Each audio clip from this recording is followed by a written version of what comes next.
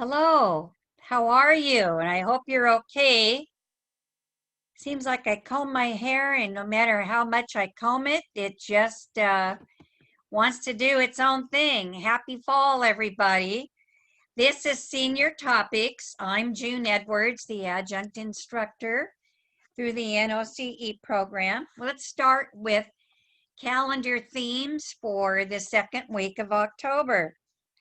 And when we look at it, on the 4th, we had in 1957 the launching of Sputnik 1, which was the first space vehicle in outer space. And to think that we now have a new branch of our services with the Space Force. It's pretty amazing, isn't it?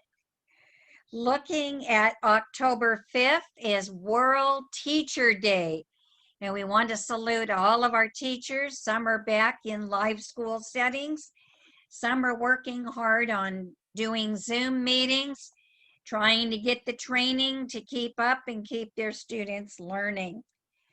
On October 6th is World Habitat Day. And it is also the day in 1889 when Thomas Edison showed the first motion picture. Does anybody know what that was a picture of, what somebody was doing? I really don't know, but it would be interesting to find that out. If you do find out, tell your activity director and they can contact me and let me know. I'd like to know. On October 7th, in 1957, premiered the television show American Bandstand. Now, my older sisters watched that show religiously, and they absolutely loved it. I started getting into it a little bit in the later 1960s, and I remember Dick Clark was on there, and I thought, what a great job he has. He gets to entertain all these teenagers who are fighting to be on his show. And then they have the most popular musicians, singers, performers, and then the kids dance and have a great time. It was like a party every day. What a wonderful concept. Also on October 7th in 1986, did you know the rose was designated the United States national flower? That's perfect because who doesn't love a good rose? All right, on October 8th, the Great Chicago Fire in 1871. Remember that old camp song? Mrs. O'Leary and her cow kicked over the milking stool, and then somehow her lantern got on fire in the barn and it spread from there. Looking at October 9th is National Poetry Day in England. But in honor of that, I do have a poem. I'd like to read it to you for a minute. This is written by one of the students in my creative writing class, Mary Raymond. And the title is Fall in Fullerton. Our fall is such a fickle thing, she daily practices deceit. She'll bounce from cool to sweltering, play ping pong with last summer's heat. It's obvious she likes to tease. She colors trees, then strips them bare. Winds come and go and scatter leaves among the flowers here and there. No icy film on ponds and lakes, dissolving in the morning sun. No flying geese, no snowy flakes, no signal when the season's done. Our fall is such a flighty thing to let the daylight slip away, but still her warmth is comforting. She keeps the winter chill at bay. And that is certainly true for Southern California. So let's see, what else was there on the 9th of October? Moldy Cheese Day. And well, who on earth was possessed to think of that one? I have no idea. And now looking at a fall bucket list. This that I'm going to read to you is from a website called popsugar.com. And it is a fall bucket list, not only for kids, but kids at heart. And you can share it with your family. And if they're not around, you can share it with your friends. And everybody at the facility is your family, so you can share it with them. And here's a cute little picture. You see this little baby playing out there in the leaves. There are some areas, especially in Fullerton, that look like this. Believe it or not, there are. So unless you're a total summer lover, the arrival of fall and eventually cooler weather and pumpkin everything season is an exciting time, especially for families and friends. Here are some hearty ideas. Apple picking is one, making apple pie, creating a masterpiece by using apple halves as stamps with paint and making beautiful fall cards, raking leaves and playing in them. Especially if you have a dog, you have a great excuse for jumping in the leaves with your dog. Setting up a scavenger hunt in the building or in the backyard. Putting together a big puzzle as a family. Feeding ducks at a local pond or lake, if the rules allow. Taking family photos. Making a bird feeder. And I know some of the facilities have wood shop, and you can do things like that. Carving jack-o'-lanterns. Oh, yes. Watching Halloween movies. Some are scary, but some are just plain old fun. Remember Casper the Friendly Ghost or Bewitched? I always thought those were kind of the fun side of Halloween. Sipping hot chocolate under cozy blankets. Eating candy corn. Oh, yum. Volunteering at or donating to a local food pantry. Yes, there are people out of work. Visiting a haunted house, or better yet, making one inside the facility. That would be fun. Decorating your room for Halloween using all kinds of beautiful decorations. You can find these trees. Everything's down to 60% off. So you can definitely find things like this to get you in the fall holiday mood. Baking fall cookies. Bobbing for apples. Remember doing that as a kid? You know, today's kids are missing out on some of these fun ideas. Go for a walk around the neighborhood and notice what's changing. People are planting mums in the fall colors and putting those out even though it's still hot. Stargazing on a clear night. You know, one of the things I'm so thankful for in California is how the nights do cool down at night. This morning there was a lovely dew on the grass because the fog had rolled in and everything had been blanketed with the dew. So I didn't have to water my plants so much. That was very nice.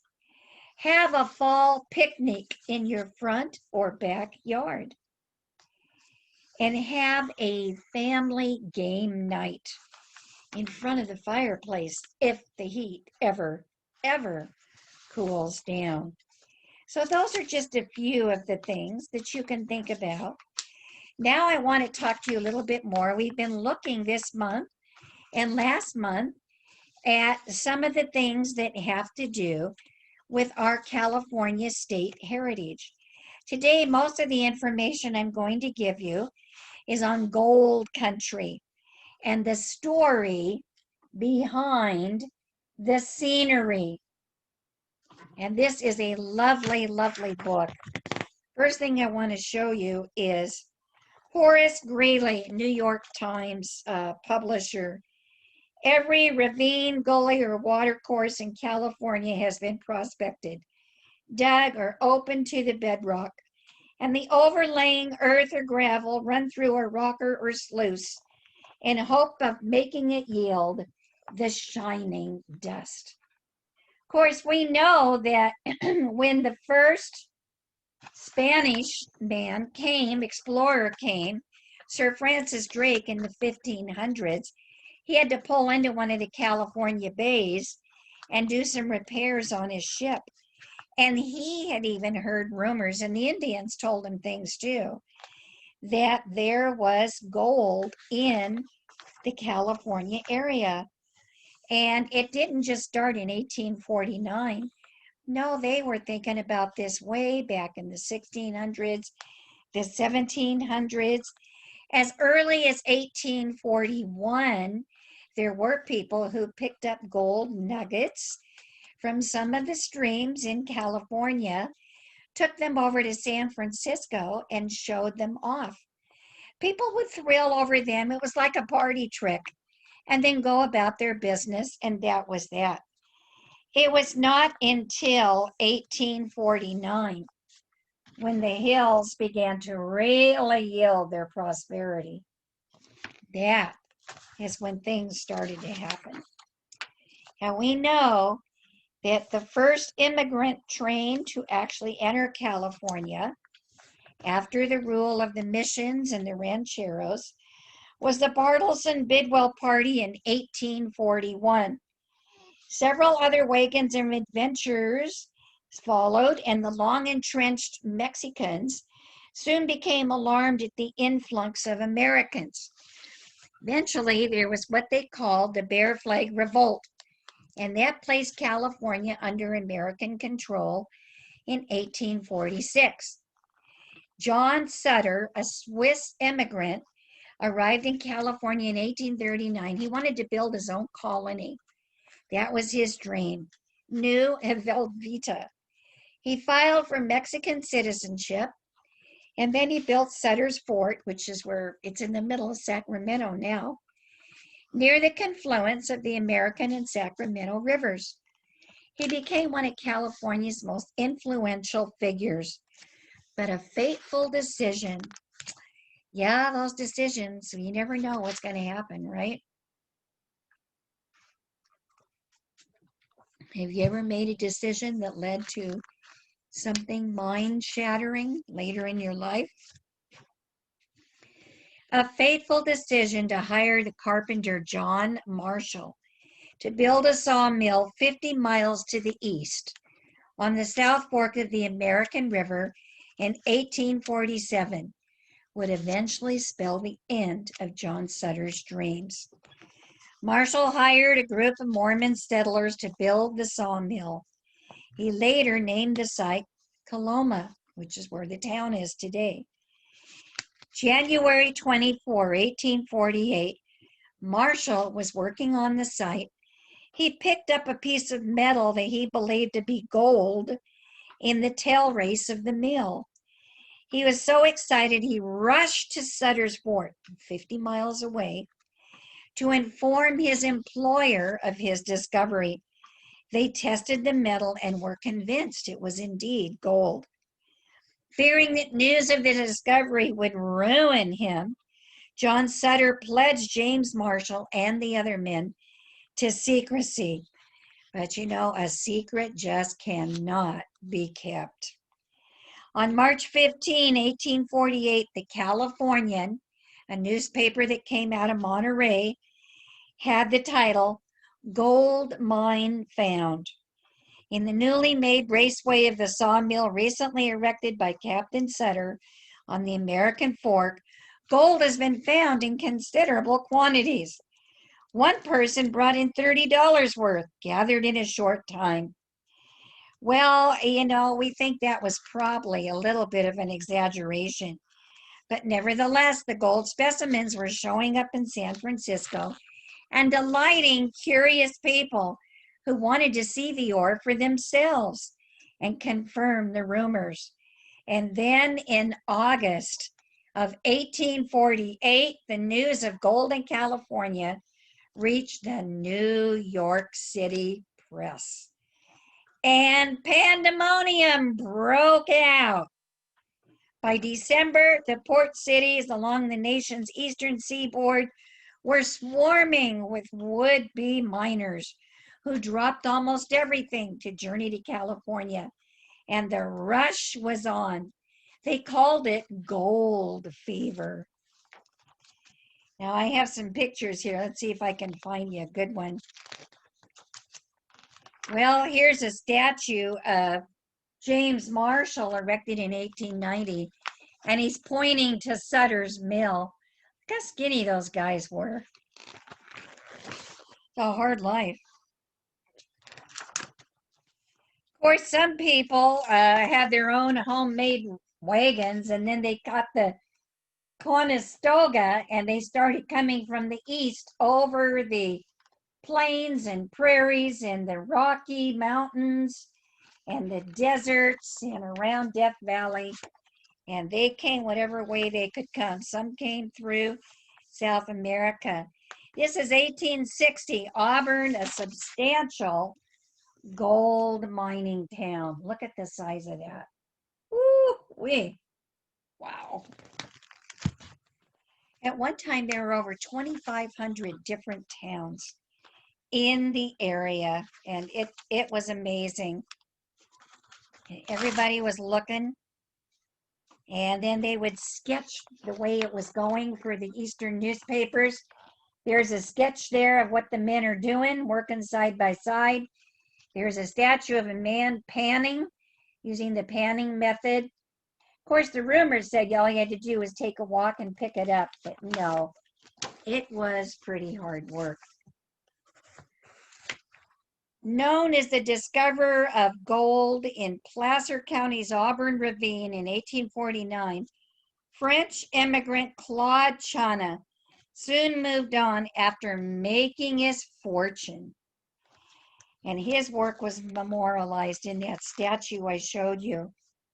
Then there were Central Pacific Railroad stations that were established on the Mother Lode. You know, today you can take Highway 49 and it runs north and south. And a lot of the old mining towns were along that way. Placerville is on there. And places like Dutch Flat, Gold Run, Cisco, and Fleasville.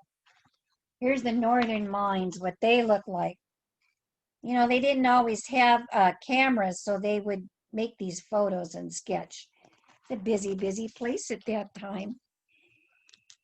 And then here's Nevada City, up in the northeast corner. It's not in Nevada. Oh, no, it's in California. And, you know, they still have gold mining days where they have all kinds of contests. And you can go and you can see what they're doing. And, of course, what would they do with the money once they got it? They would gamble and spend it whatever way they could. Here's another wonderful artwork showing what these miners were doing and how they were coming up with horsepower to get the engines running. Of course, we know, don't we, guys, that the main gold in our area, although they did get a lot of gold, and they had a silver rush. They had silver that they got also, and they're still mining some places, but I would say this is California's gold. Reminds me of Huell Hauser. I still like to watch the reruns. It's a snapshot in time of many things that show just what a golden state we are blessed, so blessed to live in. Isn't that right? And then here is a 125-mile-long Mother Lode, extended along the western foothills of the Sierra Nevada, has many mementos. You can actually go panning for gold. I used to take our kids here. My husband and I took them there. And they could pay a couple bucks and they could pan. Mostly what they find now is what we would call fool's gold. Yeah, that's what we would call it. fool's gold now. But again, just have such lovely scenery. And I did have a poem I wanted to read to you. And if we have time, we have a few minutes, maybe one of the Reader's Theater. Let's see if I can do that. This is October by one of my favorite poets, and that is Robert Frost. Get a drink here. Oh, hushed October morning mild, thy leaves have ripened to the fall. Tomorrow's wind, if it be wild, should waste them all. The crows above the forest call. Tomorrow they may form and go. Oh, hushed October morning mild, begin the hours of this day slow. Make the day seem to us less brief. Hearts not averse to being beguiled. Beguile us in the way you know. Release one leaf at the break of day. At noon, release another leaf, one from our trees, one far away. Slow the sun with gentle mist. Enchant the land with amethyst. Slow, slow, for the grapes' sake, if they were all, whose leaves already are burnt with frost, whose clustered fruit must else be lost, for the grapes' sake along the wall. You know, this is when the grapes ripen, and this is when the wineries, they're not caught up in part of our 4 million acres of burning land in this state. This is when the harvest is happening. I don't think I have time to read this story, Them's Gold and Them There Hills. I'll have to try and do that another time. I hope you're enjoying these small glimpses into the colorful history of our country. There's so many interesting facts about California. Did you know that 1 out of every 8 United States residents lives in California? And did you know that the largest oil can collection in the world, 10,000 cans, is found in Santa Rosa? And the country store in Baker, California, has sold more winning California state lottery tickets than any outlet in the state. And here's one more fact about the gold. The Golden Gate Bridge in San Francisco has enough steel wires in its cables to circle the earth at the equator 3.5 times. And here is a wonderful golden sunset that I wanted to show you. See if I can get this right up there where you can get a clear view of it. One of many beautiful golden sunsets. Well, I hope you've enjoyed this time, and it's been pleasant for me to spend it with you. And I will see you again next week, same time, same place. Stay safe, please, and I'll talk to you again next time.